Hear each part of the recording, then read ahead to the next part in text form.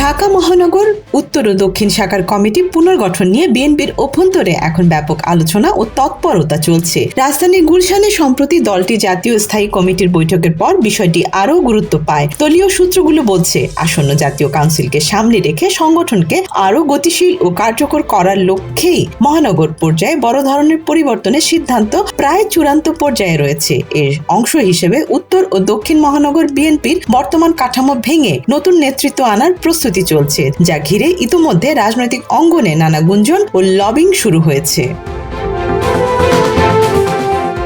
দলটি নয়াপল্টন ও গুলশান কেন্দ্রিক একাধিক সূত্র জানাচ্ছে, খুব শিগগিরই ঢাকা মহানগর উত্তর ও দক্ষিণ বিএনপির নতুন কমিটি ঘোষণা করা হতে পারে। এই সম্ভাবনার খবর ছড়িয়ে পড়তেই দুই মহানগরের গুরুত্বপূর্ণ পদগুলো ঘিরে সম্ভাব্য প্রার্থীদের মধ্যে তৎপরতা বেড়ে গেছে। দীর্ঘদিনের রাজপথের রাজনীতি, সাংগঠনিক প্রভাব এবং কেন্দ্রীয় নেতৃত্বের সঙ্গে সম্পর্ক সব মিলিয়ে এখন প্রতিটি গুরুত্বপূর্ণ পদই আলোচনার কেন্দ্রবিন্দুতে।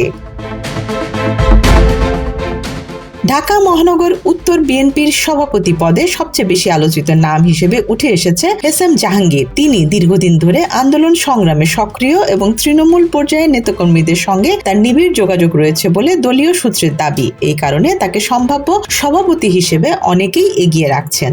তবে তার পাশাপাশি শক্ত প্রতিদ্বন্দ্বী হিসেবে আলোচনায় রয়েছেন আনারুজ্জামান আনোয়ার। মাঠ পর্যায়ে সক্রিয়তা, সাংগঠনিক দক্ষতা এবং নেতাকর্মীদের মধ্যে গ্রহণযোগ্যতার কারণে তিনিও সমান গুরুত্ব পাচ্ছেন। উত্তর মহানগরের সাধারণ সম্পাদক পদেও প্রতিযোগিতা কম নয়। এই পদে সবচেয়ে এগিয়ে রয়েছেন শামসুর রহমান শামসু। দীর্ঘদিন রাজপথে সক্রিয় থাকার অভিজ্ঞতা তাকে সংগঠনের ভেতরে শক্ত অবস্থানে নিয়ে এসেছে বলে মনে করা হচ্ছে। একই সঙ্গে আলোচনায় রয়েছেন জগলুল পাভেল পাশা। বিগত রাজনৈতিক পরিস্থিতিতে চাপ ও নির্যাতনের শিকার হওয়ায় দলের ভেতরে তার প্রতি সহানুভূতিও রয়েছে, যা তাকে এই দৌড়ে আরও শক্ত অবস্থানে রাখছে। দক্ষিণ মহানগর বিএনপির ক্ষেত্রে সভাপতি পদে সবচেয়ে বেশি আলোচনায় রয়েছেন আব্দুল মোনায়েম মুন্না। কেন্দ্রীয় যুবদলের শীর্ষ নেতৃত্বে তার অভিজ্ঞতা এবং সাংগঠনিক দক্ষতা তাকে এই পদে এগিয়ে রেখেছে বলে দলীয় পর্যবেক্ষকদের অভিমত। অনেকের মতে তাকে দক্ষিণ মহানগরের নেতৃত্বে আনার ব্যাপারে কেন্দ্রীয় পর্যায়ে ইতিবাচক মনোভাব রয়েছে। এই পদে আরও আলোচনায় রয়েছেন হারুনুর রশিদ হারুন। সাবেক কাউন্সিলর হিসেবে মাঠ পর্যায়ে তার দীর্ঘদিনের রাজনৈতিক অভিজ্ঞতা এবং সাংগঠনিক কার্যক্রমে সক্রিয়তা তাকে সম্ভাব্য প্রার্থী হিসেবে সামনে নিয়ে এসেছে। পাশাপাশি দক্ষিণ মহানগর বিএনপির বর্তমান সদস্য সচিব তানভীর আহমেদ রবিন এবং সাবেক সংসদ সদস্য হামিদুর রহমান হামিদের নামও আলোচনায় রয়েছে। দলীয় সূত্রের দাবি, এই দুই জনের মধ্যে রবিন কিছুটা এগিয়ে থাকলেও শেষ সিদ্ধান্ত পুরোপুরি নির্ভর করবে কেন্দ্রীয় মূল্যায়নের ওপর। দক্ষিণ মহানগরের সাধারণ সম্পাদক পদেও প্রতিযোগিতা তীব্র। এই পদে আলোচনায় রয়েছেন খন্দকার এনাম এবং গোলাম মাওলা শাহিন।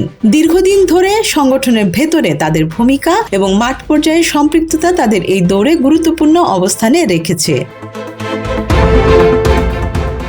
দলীয় নীতি নির্ধারকদের মতে নতুন কমিটি গঠনের ক্ষেত্রে কয়েকটি বিষয়কে সর্বোচ্চ গুরুত্ব দেওয়া হয়েছে। এর মধ্যে রয়েছে দীর্ঘদিনের ত্যাগ ও আন্দোলনের ভূমিকা, তৃণমূল পর্যায়ে গ্রহণযোগ্যতা এবং সাংগঠনিক দক্ষতা এবং কেন্দ্রীয় নেতৃত্বের সঙ্গে সমন্বয়। পাশাপাশি উত্তর ও দক্ষিণ মহানগরের নেতৃত্বে ভারসাম্য রক্ষা এবং বিভিন্ন গ্রুপের মধ্যে সমঝোতা তৈরির বিষয়টিও বিবেচনায় রাখা হচ্ছে। এ বিষয়ে বিএনপির মহাসচিব মির্জা ফখরুল ইসলাম আলমগীর বলছেন, দলকে সাংগঠনিকভাবে শক্তিশালী করতে দ্রুততম সময়ে কাউন্সিল ও বিভিন্ন ইউনিটের কমিটি পুনর্গঠনের প্রক্রিয়া এগিয়ে নেওয়া হচ্ছে। তিনি আরো বলেন, যোগ্য ও ত্যাগী নেতাদেরই নেতৃত্বে আনা হবে এবং এ বিষয়ে চূড়ান্ত সিদ্ধান্ত নিবে দলের হাইকমান্ড। অন্যদিকে স্থায়ী কমিটির সদস্য ডাক্তার মঈন খান জানিয়েছেন, দলকে আরো সক্রিয় ও গতিশীল রাখতে নিয়মিত বৈঠক এবং সাংগঠনিক রদবদলের পরিকল্পনা চলছে। পাশাপাশি ভবিষ্যৎ রাজনৈতিক কৌশল নির্ধারণেও কেন্দ্রীয় নেতৃত্ব সক্রিয়ভাবে কাজ করছে।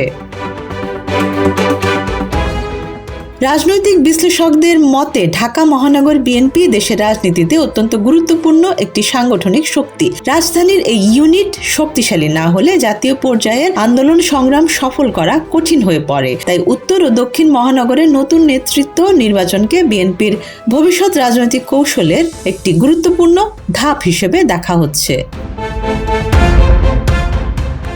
Desk report, Dhaka express.